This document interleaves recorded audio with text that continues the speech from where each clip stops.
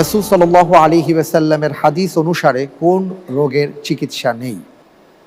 এ লোভ, বি বার্ধক্য, সি হিংসা, ডি ঘৃণা। কোন রোগের চিকিৎসা নেই এই চারটির মধ্যে? হাদিসে কি এসেছে? জি, কোনটিকে লক করব? আলহামদুলিল্লাহ, আল্লাহর উপর ভরসা করে বলছি বি বার্ধক্য। বি বার্ধক্য লক করে দিব।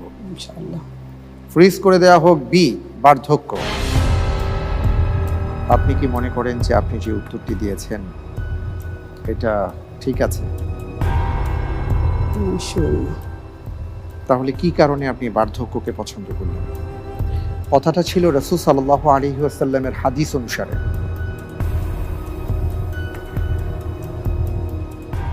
আসলে ব্যাপার হচ্ছে যে এটা ছিল আপনার জন্য তৃতীয় ধাপের চতুর্থ প্রশ্ন। উত্তরটি সঠিক হলে তো আলহামদুলিল্লাহ, আর সঠিক না হলে 18 নম্বর হারাতে হবে।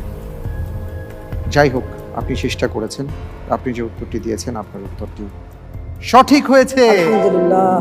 আলহামদুলিল্লাহ। জি, রব্বানা লাকাল হামদ। আলহামদুলিল্লাহ, মাশাআল্লাহ।